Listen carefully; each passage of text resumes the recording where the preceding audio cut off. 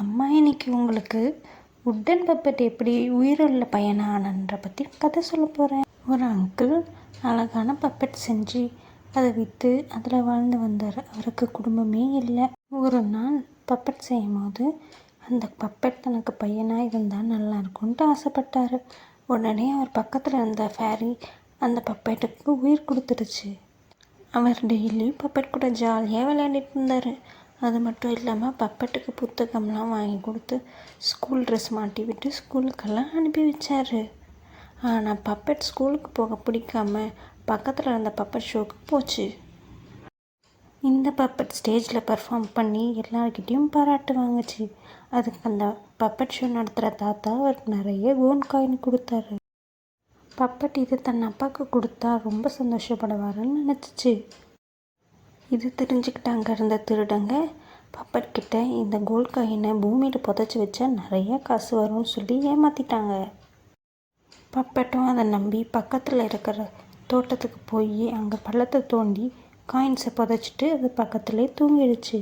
Puppet தூங்கினதும் அந்த திருடன் பப்பெட்டோட coin எல்லாத்தையும் தூக்கிட்டு போயிட்டான். பப்பெட் தூங்கி எழுந்துச்சா அங்கே காயினே இல்லை. அப்போ பக்கத்தில் ஒரு ஃபேரி இருந்துச்சான். அந்த ஃபேரி நீ யாருன்னு கேட்டதுக்கு தான் அனாதனும் தனக்கு யாரும் இல்லைன்னு போய் சொல்லிச்சான். பப்பெட் போய் சொல்ல பப்பெட்டோட மூக்கு நீளமாகிக்கிட்டே போச்சு. பப்பெட் தான் போய் சொன்னதை ஒத்துக்கிட்டு இனிமேல் இப்படி பண்ண மாட்டேன்ட்டு ஃபேரி கிட்ட மன்னிப்பு கேட்டுச்சு. ஃபேரி உடனே பழைய மாதிரி பப்பெட்டோட மூக்கை மாற்றிட்டாங்க. இனிமேல் இப்படி பண்ணக்கூடாதுன்னு சொல்லி வீட்டுக்கு அனுப்பி வச்சுட்டாங்க. கொஞ்ச நாளைக்கு அப்புறம் பப்பெட்டோட வீட்டுக்கு முன்னாடி ஒரு ஐஸ்கிரீம் கடைக்காரர் ஐஸ்கிரீம் விற்றுட்டு இருந்தாங்க. அந்த ஐஸ்கிரீம் ஃப்ரீன்னு போட்டிருந்ததுனால பப்பெட் ஓடி போய் அதுலேருந்து ஒரு ஐஸ்கிரீம் எடுத்து சாப்பிட்டுடுச்சு. அந்த ஐஸ்கிரீம் சாப்பிட்ட கொஞ்ச நேரத்துலேயே பப்பெட்டோட உடம்புல என்னமோ சேஞ்சஸ் ஏற்பட்டுச்சு.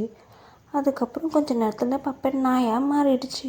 அப்போது தான் பப்பெட்டுக்கு தெரிஞ்சிச்சு அந்த ஐஸ்கிரீம் கடைக்காரன் மந்திரவாதினும் அவன் சர்க்கஸ்க்கு ஆள் சேர்க்கறதுக்காக இந்த மாதிரி தன்னை மாற்றிட்டானோ. நாயாக மாறின பப்பெட்டை சர்க்கஸ்க்கு கடத்திட்டு போய் பர்ஃபார்ம் பண்ண வச்சாங்க. அதுவும் விதவிதமாக பர்ஃபார்ம் பண்ணுச்சு. நாளாக நாய் ரொம்ப டயர்டாகி சோர்ந்து போச்சு. நாய் சோர்ந்து போனதுனால சர்க்கஸ்காரன் நாயை அங்கேருந்து துரத்து விட்டுட்டான். நாய் அப்படியே கடல் ஓரமாக சோம்பலாக நடந்து வந்துட்டு இருந்துச்சு. அப்படியே கடல் அலையில் அடிச்சிட்டு போயிட்டு ஒரு வேலோட வாயில் முழுகிடுச்சு. நாய் வேலோட வாய்க்குள்ளே போனோடனே மறுபடியும் பப்பெட்டாக மாறிடுச்சு. அந்த பப்பெட் வேலோட வயிற்றில் தன்னோட அப்பாவை பார்த்துச்சு. அப்பா பப்பெட்டை காணோன்னு தேடி கடைசியில் வேலோட வயிற்றில் மாட்டிக்கிட்டேன்னு சொன்னார்.